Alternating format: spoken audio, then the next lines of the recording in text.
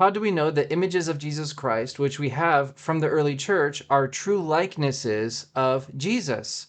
Can we trust the ancient Christian iconography as a reliable witness of how Jesus really looked? Let's get into it.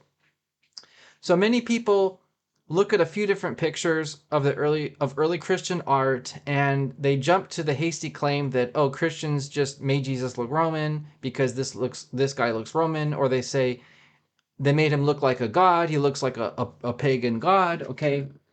But really, if you take the data holistically, not just a quick Google search on some images, but you look at the early Christians' writings themselves and their philosophy of art in uh, in balance with the archaeological record, you'll see the data is far more complex than these people make it out to be, okay? So in this video, I will be arguing that early Christian artists actually preserved the true likeness of Jesus in their art, and that's going to be primarily based on their track record of preserving likeness of certain saints and adherence to traditional motifs and the art philosophy that they had, okay? So, for example, you can see here, these people will say, "Oh, Jesus had a beard and long hair, just like this God. Therefore, it must be a copy of this God's image." Or they'll see a image of Jesus and they'll say, "Oh, he looks Roman. He must be a copy of a typical Roman." Okay, but like I said, it's more complex than this. So something really important that I want to start with here is I want to point out something in art history, that there was a shift in art philosophy that happened during the Renaissance, and especially after the Renaissance. Um, Art became freer, more creative, experimental, and self-expressive than in earlier eras. So you think of artists today, they're completely free to do whatever they want, express themselves, be experimental, creative, whatever. It's very free, very open. In contrast to this, the ancient Romans saw art as a tool to preserve memory and connection to people and stories. So artists in the ancient Roman times were not like our artists today who are being, artsy and creative and experimental and self-expressive. That's just not how ancient Romans thought about art. They thought about it as a means of preserving likeness and memory of individuals and stories. So Nancy Grubb writes, medieval art was conservative. Most artists relied on the forms and conventions established by their predecessors, and innovations in basic form or content were rare. With the advent of the Renaissance, artists expanded the repertory of their sources, consulting not only their forebears among the Christian painters, but also reaching further back in time to the idealized realism of classical sculpture. So even all the way up to the medieval times, Christians had this sort of conservative adherence to preserving likeness and traditional forms and motifs in their art. And it wasn't until after the Renaissance that artists really became creatures of creativity where they can just sort of make things up by their imagination. So I see this mistake all the time when people are talking about early Christians. They push onto early Christians a post-Renaissance art philosophy, making them out to be this creative, artsy, making it up from their imagination type of artist, when really that's just a violation of the historical reality for early Christian artists who were Romans, who lived in a Roman society and had a Roman ethos of art. So this is one example. These are two paintings. Both of these paintings are scenes of the raising of Lazarus. Okay, the first one on the left is from the catacomb of Via Latina in Rome, and this is from the 4th century. The one on the right is the raising of Lazarus from a 14th century Italian painter. And these images are 1,000 years apart, but they're both, what they have in common is they're both pre-Renaissance. And you can see that they're very similar in a lot of ways. They're both adhering to the traditional motif of the raising of Lazarus. Jesus is standing in a similar position. Lazarus is wrapped up in a similar way. His tomb looks similar. It has a little pointy roof, right? The people are standing there. It's obviously the same scene by two different artists. But if you compare this, if you look at the same scene in post-Renaissance art, okay, and I have here an example from 1631, It's completely different. The motif is totally changed, and it's obvious that this scene is coming from the imagination of this artist. It's not coming from a traditional form or motif. It's imagined. Okay, it's creative. And this is that an application of that post-Renaissance freedom. And I'm not saying it's bad. I'm not saying that, artists have to be all rigid and stick to motifs all the time. The point I'm trying to make is it's a mistake if we push our modern art philosophy on the early church. The early church would have had a philosophy much more like this about art. They would have thought it was normal and natural to copy a motif than to completely make it up and be creative and imaginative. And I have another example here from 1706. Again, this is the raising of Lazarus. It's totally different than the other image, right? So you have this one, it's totally different than this one because, again, the source is the imagination of the artist, not a traditional motif. And that's just reflecting the difference in art philosophy, pre-Renaissance versus post-Renaissance. So that's the first thing I want to just get that out of the way. Pliny the Elder in the 1st century talks a lot about art, and he was making the case that true Roman art transmits through the ages extremely correct likenesses of persons. So for him, the value of likeness is really high, and he actually has a whole volume of his natural history, volume 35, where he talks about pieces of art in Roman history. And if you read about these pieces of art, you really start to understand that the Romans valued realism and accuracy and preserving stories and forms of their subjects.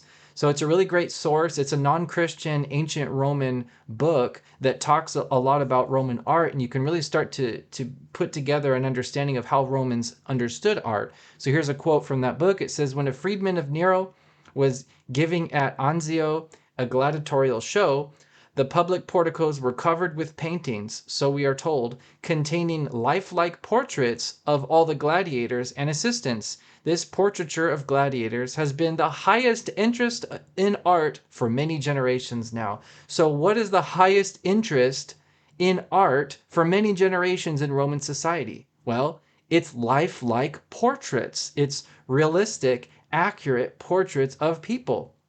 So they don't have this sort of creative, this value, that the highest value in art is creativity. That's just not how they're seeing it. The highest value in art is a lifelike portrait of a person. Okay, so I have a mosaic image here that actually shows something like what Pliny is describing.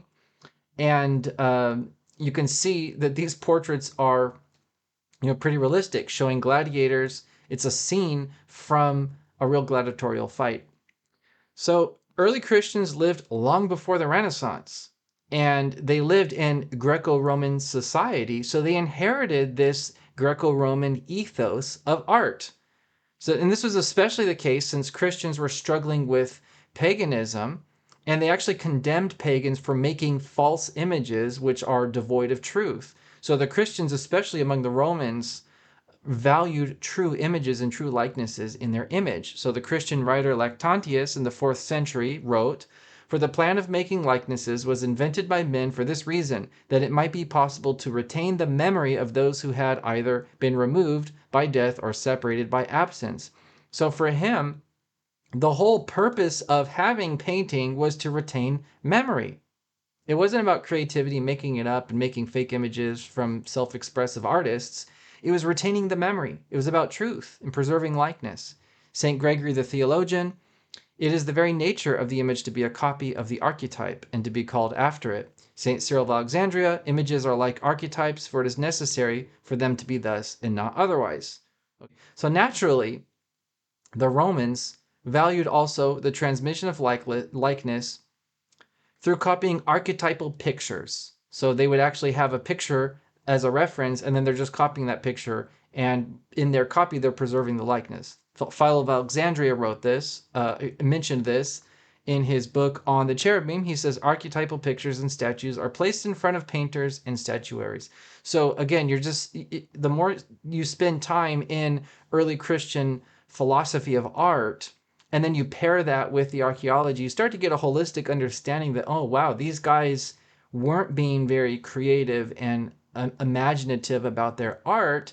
They were probably copying archetypal pictures with the intent to retain the memory of those individuals. Okay, so it really, this starts to really push back against this idea that people say, oh, they just made him look Roman or made him look like a god. It doesn't, seems out of character for people with this kind of art philosophy to do that kind of thing. So we have also the art itself, which is a witness to this philosophy. So I have here some pictures of the Apostle Paul in early Christian art, spanning from the 3rd century all the way to the 6th century, and then a icon of Paul today. And you can see whether it's the 3rd century, 4th century, 5th century, 6th century, the early Christian artists are preserving that likeness of Paul. He's recognizably Paul, regardless of which century of art you're looking at. So this is that track record of preserving likeness in their art. Early Christians obviously cared about preserving the true likeness of Paul, just like these writers were talking about, right? That the nature of the image is to be a copy of its archetype. Again, same thing with Peter. This is the Apostle Peter. Pictures spanning from the 3rd century to the 6th century. He looks like Peter. Wherever he's depicted, the early Christians are copying that likeness of Peter so that it maintains a truth, a level of truth in each depiction. And Uspensky writes, talking about this 3rd century, maybe 2nd century medal containing images of Peter and Paul. He says, the Roman medal of the 2nd or 3rd centuries from the Vatican Museum representing the heads of the 2 foremost apostles, Peter and Paul, proves the existence of images of the apostles in the 1st centuries of Christianity, and thus corroborates the testimony of Eusebius mentioned earlier. The characteristic features of the persons represented clearly demonstrate that they are portraits and thus show that they reproduce images undoubtedly made from direct observation. This resemblance is proof of the reverent care with which the portrayed features of the saints are preserved in Orthodox iconography. Okay, so the Christians cared about preserving true images in their art. You can see that in the track record. This is not a local thing. So you have Christians in multiple generations who are sharing this value. Again, all pre-Renaissance, right? They don't have a post-Renaissance creative, we're just going to make it up kind of philosophy. They have a Roman ethos of art that we're going to preserve likeness to retain the memory of this person. So Roman art philosophy also included the value of preserving stories and events through traditional motifs. This is going to be also further evidence against their creativity. So here's some examples of traditional Roman motifs. The founding of Rome, and I have a couple examples here what that looks like, Romulus and Remus. The Three Graces, Ares and Aphrodite, Perseus freeing Andromeda, the Judgment of Paris, okay, and so on. There's all kinds of these traditional motifs that that ancient Romans used in their art and followed. So here's one example, Perseus freeing Andromeda. These are 3 different instances of this scene, but you can see all 3 artists are copying the same motif, the same pattern for this image. They're not being very creative. Right? Perseus is standing in the same way. Andromeda is standing in the same way. You know, one's on the right, one's on the left in the exact same format. The clothing is similar. The ketos is there. You can see the ketos in all 3 in the same spot. He's holding a sword. You know, you can just compare these for yourself and notice that, okay, these artists are obviously adhering to a traditional image. They're not making it up completely out of their imagination. If you were to see the same scene today, if somebody told you the story verbally and said, okay, paint it, it'd probably look very different. But obviously the Romans, following that ancient Roman ethos of art, were sticking within a traditional motif that they had received. So early Christians did the exact same thing. They applied this methodology to biblical stories and used motifs that were shared around the churches to preserve stories from the Bible. So in other words, early Christian painters were replicating traditional motifs passed around the churches. As Romans, they participated in an iconographic tradition and reproduced traditional motifs by copying from archetypal images. and therefore preserve the likenesses of the subject in those images. So again, you can see this value not just in the faces, but in the scenes themselves. And it's evidence against that claim that early Christians were imaginative and creative and sort of making it up. Oh, I'm going to make him look like a god today, or I'm going to make him look like a Roman today. It's just out of character for people who care so much about traditional iconographic motifs and likenesses. Michael Ivanovich Rostovtsev writes, "It is true that the painters of Dura were not creative artists. They certainly repeated to the best of their ability traditional motifs." So this is well known in the scholarship that Christians are pretty much not very creative by our standards today, and they stuck to traditional motifs. Well, here's an example of that. Just like we saw in that Perseus and Andromeda motif, Christians have their own motifs in their own iconographic tradition. This is the motif of the raising of Lazarus, and you can see three different examples. Two are from Rome, one is from Ravenna. These span from the 3rd to the 6th century, and you can see that all three of these artists, three different Christians, are following a very strict adherence to the traditional motif.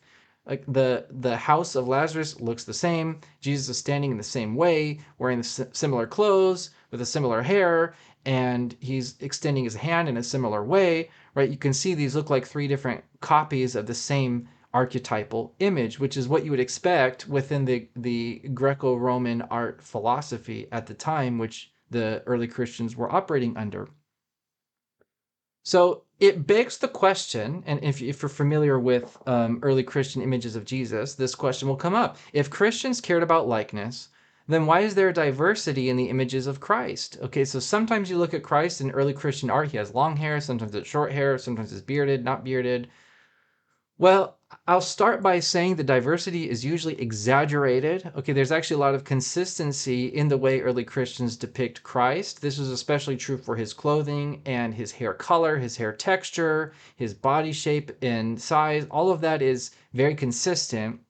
So really, we only find diversity in his hair length and his beard, whether or not he had a beard. And many jump to the conclusion, say, oh, diversity, that means they made it up. Okay, just very quickly jump to that conclusion. But as I've demonstrated, that assumes early Christians had a post-Renaissance art philosophy, right? They're people are looking at pictures of Jesus and assuming that they're like us, like our kinds of artists who are very creative, making it up. Okay, but as we saw earlier, they didn't have our art philosophy. They had a whole different view for the purpose of art as being a tool of preserving memory. So it doesn't really fit the early Christian ethos for them to make up images of Jesus. So it's already problematic. Also, it just reveals a lack of awareness of early Christian art, like I showed earlier with images of Peter and Paul. If you look at enough early Christian art, you start to notice, oh my gosh, there's the same motifs, the same face. There's Paul, there's Peter. You can start to recognize these images because they're following motifs, they're following likenesses, and they're preserving those. So it's not a safe thing to do to jump to this conclusion that, oh, Jesus had a beard here, not a beard here, therefore it's all made up. Okay, it's not safe. More likely, the variances of Jesus' appearance are not a demonstration of Christian creativity, but of a more complex iconographic heritage than previously thought, and requires careful investigation. So maybe there are reasons for different hair lengths and beard lengths. Maybe there are different reasons behind these that we're just not aware of. So we need to do a more careful investigation, taking both the written accounts of early Christian art and the archaeological witnesses and put them together and try to understand a more deeper understanding of why is there this variance. Instead of just jumping to a hasty conclusion that, oh, they must have made him look Roman because they're Roman, or they must have made him look like a god because they wanted him to I don't know, because he's their god. I think that it's a good idea in the context of early Christian art in the Greco-Roman ethos of art. I think it's much safer to take this as, okay, maybe this is an indication that there's complexity in the archaeological record. Maybe we should do better investigation.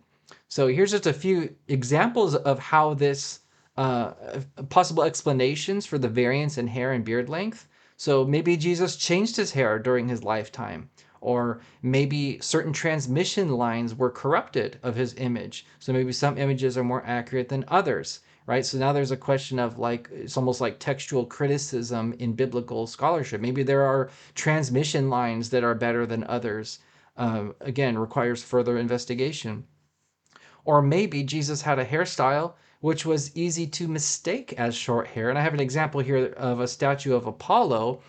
And if I asked you, does he have short hair or long hair? Well, it's almost ambiguous, right? It's almost hard to tell from this picture whether or not he has short hair or long hair.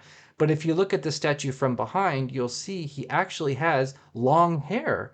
But I can also see how it'd be easy to mistake this as short hair, right? So if I have an archetypal image and I have this on the image and I'm copying it, I can easily mistake that for short hair or medium length hair. But in reality, if you look at it from behind, it's actually long hair. So we don't know exactly how Jesus styled his hair at certain times in his life, but it's possible that he had a hairstyle like this sometimes, which produced images that maybe are a little bit ambiguous about his hair and cause certain confusions in the different transmissions of his image. And by the way, this statue is from the lifetime of Christ. It's around that same time, 1st century BC to 1st century AD. So this is a known Greco-Roman hairstyle that was around at that time. And Robin Jensen, an early Christian art historian and scholar, she outlines a number of theories in her book, Face-to-Face Portraits of the Divine in Early Christianity, on how it came to be the situation that we have different hair lengths and beard lengths for Jesus. So again, the scholarship is recognizing that, okay, this is probably more complex than just a simple, oh, they just made it up. Probably there was some meaning behind it, or there's some kind of lost history behind it. It just requires patience and careful investigation to really get to the bottom of it. So the data is far too complex to simply assume that early Christians corrupted Jesus' image, especially in light of their art ethos and track record of preserving likenesses of Peter and Paul. Why would they preserve Peter and Paul but mess up Jesus and make up Jesus, right? That makes no sense. It makes no sense in the archaeological evidence. It makes no sense in the Greco-Roman art ethos, and it makes no sense in early Christian apologetics who criticized false images. All the evidence seems to be pointing to when they painted an image of Jesus, they intended that to be a true likeness of Jesus. So in conclusion, ancient Christian artists lived long before the shift in art philosophy that happened after the Renaissance. So we need to stop assuming that they were creative and just quick to make it up, because it just doesn't fit the art philosophy at that time. They saw art as a tool of memory, not a creative and self-expressive medium. They have a proven track record of preserving likeness in traditional motifs, such as the likenesses of Peter and Paul, and we have no reason to believe that Jesus was an exception. So again, why would they preserve Peter and Paul but completely botch the image of Jesus? It doesn't seem consistent. Therefore, the images of Jesus in early Christian art are probably accurate to some degree. The diversity of looks for Jesus can be explained without attacking the integrity of early Christian art.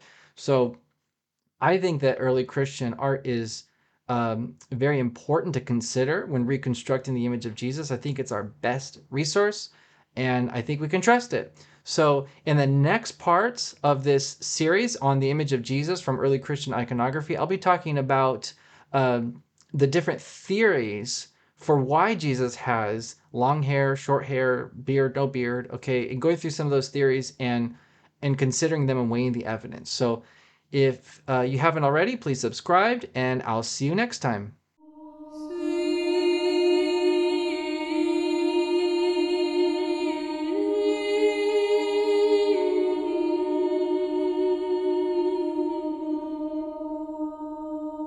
If